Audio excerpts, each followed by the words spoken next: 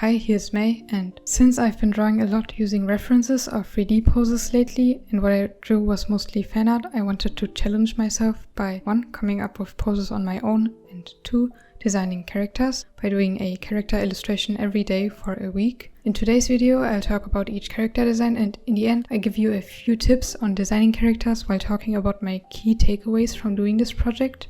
Let's start with the first character. The pose here was a bit complicated to me at first, but it worked out okay. I would say I went with something pretty close to what I usually draw with this character, with his face, hairstyle and outfit. I also had an idea for the backstory of this character. He has ice powers, but is a very friendly or warm person. I thought he could live in a world with magic powers, and ice people's personality would usually be cold. He'd go to a wizard school, and maybe he was cast aside in the past since he has ice powers. But since he really wanted to make friends, he decided to be different by changing his appearance to be warmer and wear more yellow, but mainly changing his personality to be friendlier and warmer.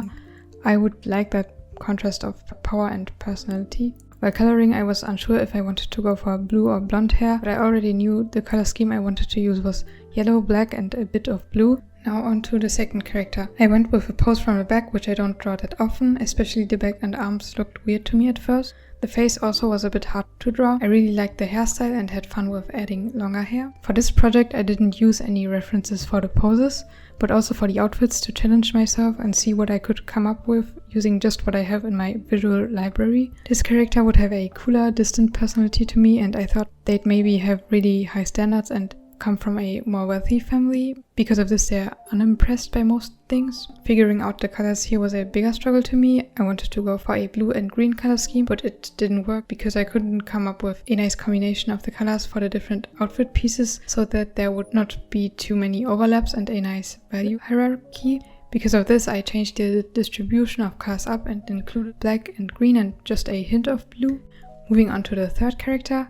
I had a doctor's appointment that week where I saw these window curtains. I had already seen them many times in my childhood, but not recently. They are made of these papery, thin, blocky shapes, and small pearls are hanging from them. I implemented them in this character's outfit a bit. He has rather thin proportions, especially for the legs, but I personally liked it when drawing. However, I know I tend to stylize characters so they look thinner, and especially when looking at my past art, this stands out as a big thing I would want to change to me. So when I'm drawing thin characters right now, I try to be mindful that what is normal to me tends to already look thin to many others. Here I was unsure about his eye color at first. I was thinking about making them green, gold or blue. For blue, the red hair and blue eyes would have been like Child from Genshin Impact, which I thought was cool since I imagined this character would be similar to him, being optimistic and outgoing. He has a bit of a clown or trickster kind of vibe to me and would be very expressive and energetic. In the end I went with gold eyes though, and the patterns on his arms and pants also remind me a bit of Cyno's design from Genshin Impact. For the fourth character, I wanted the upper body to be bent forward a bit and include some foreshortening, even though the angle the character is viewed from is still pretty much from the front. When coming up with poses, I tend to just sketch whatever comes to mind. I love doing this a lot. I did this especially in high school on random papers. I like to just start with a head and then my hand kinda automatically fills in a pose. Sometimes I want to then try some variations for a nicer, more flowy or expressive legs or arms. I often find when you have legs where one side is bent while the other is straight, flipping it for the arms can lead to a nice pose. So you'd, for example, have the right leg bent while the left one is straight. For the arms, the left arm would then be bent and the right one straight, but this doesn't always have to be the case. This illustration is an example for this. What pose looks nice depends on the angle and outfit design often. This character gives me some plant forest princess elf vibes. I went with a pink, brown, white color palette. I really like this color combination, but I don't use brown that often usually. For the hair, I for some reason wanted to include these swirly curls. They remind me a bit of the old Disney princesses' hair, like Aurora's. Personality-wise, they'd be a easily surprised, outgoing character who likes to be active and go outside and also likes animals a lot to me. Now we move on to number 5. Here I went with a bit of a foreshortened pose, and this time the character was sitting. I had 2 head angles as ideas as well, one looking more upwards and one more downwards, and I went with the more downwards one in the end. Having the arms stretched up like this can be difficult to draw to me. You might also have noticed that for most of the characters here, I tend to also sketch in the eye shape separately because coming up with eye shapes is fun to me, and it's often what makes each character unique in anime styles. For the outfit, I had some variations that had more of a elegant or modern vibe, and I went with a more modern kind of look in the end. I tried out a color scheme I usually wouldn't use, which was pink and orange. This reminds me a bit of Polly Pocket fashion. I remember I used to have some Polly Pocket dolls who definitely had this color combinations in their outfits. Both the more neon like pink and orange here have around the same values, but because I also added black and grey into this outfit, there was still some contrast in this design. This character would be a bit standoffish to me. I imagined they could be a bit like a bully. They're also very confident and aren't afraid to be completely honest. For the 6th character, I went with a camera angle from slightly above.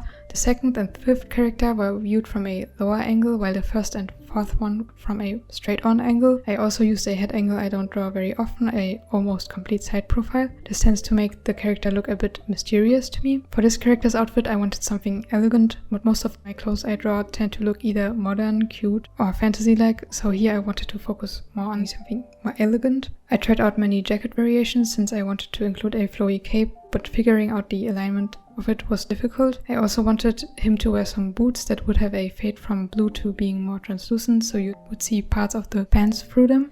This character has rather simple colors, blue, white, black with a touch of orange, and I added in this head accessoire since I really wanted there to be some more contrast around his head, but I wanted to go with white hair since the scarf was already black and I didn't want the hair and scarf to overlap in colors. This character gives me a bit of detective superhero vibes. I think he'd be more calm and strategic at first, but really funny and mischievous once you get to know him a bit better.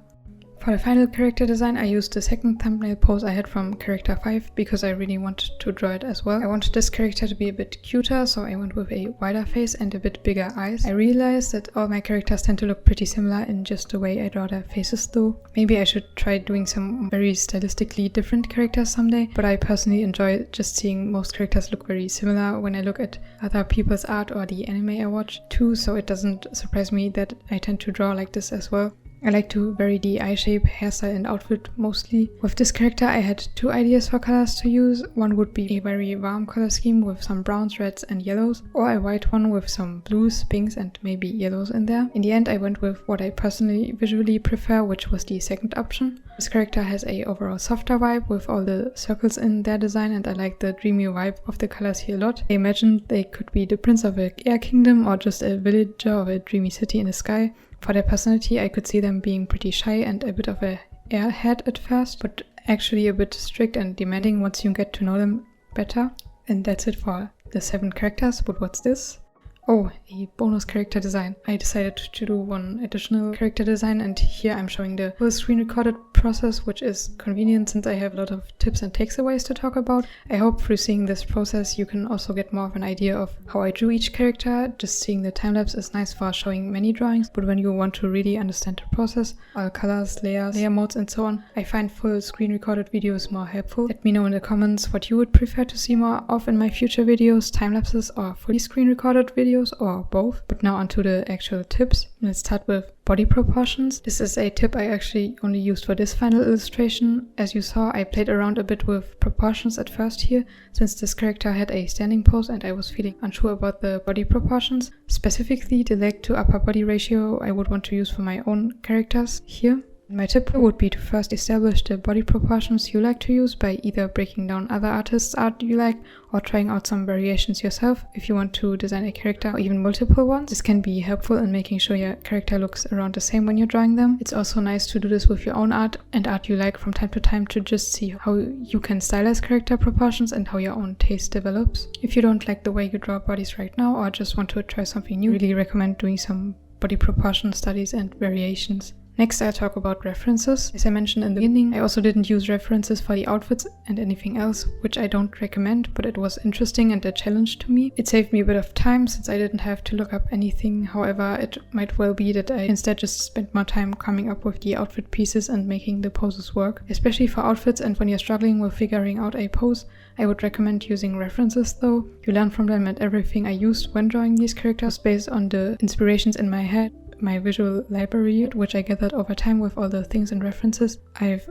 seen and the experiences I made. Now onto some advice on handling variations and limiting options while designing characters or drawing illustrations overall. Before even starting to draw, filling in the flat colors or painting and lighting and so on, it's good to have a general idea at first and think about what you want your illustration to look like or what you want to convey through it. You can plan poses by doing thumbnail sketches, plan outfits by doing outfit variation sketches on basic bodies. For colors, you could at first just establish a palette or only do black and white values at first and then add in colors. I tend to get easily overwhelmed by color or pose variations, and I can end up spending a long time questioning what I like most when I have too many. It's good to at first set up a few limitations, like saying, since I want this character to have a water theme, I'm using a blue color palette, or I want a pose where the character is viewed from above and the right hand is reaching towards the viewer, and so on. Limiting your options and having a clear plan before moving on to the next steps or before even beginning to draw can help with saving time while drawing. However, some experimentation can also be helpful, since you sometimes only see a better option to draw something while you're doing it.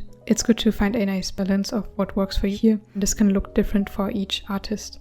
Next, a tip about colors. They were often what took a long time to figure out for me. I tend to like monochromatic or analogous color schemes or color contrasts, but when you have too many colors, changing one up to be black or white can help with unifying colors. And the tip I have would be, when you feel like you have too many different colors, you can change up one of them to be black or white, and this can help with unifying all your colors. And finally, a tip on designing outfits.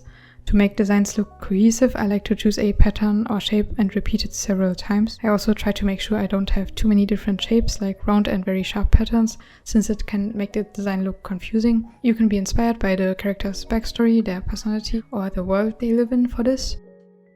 That's it for today's video.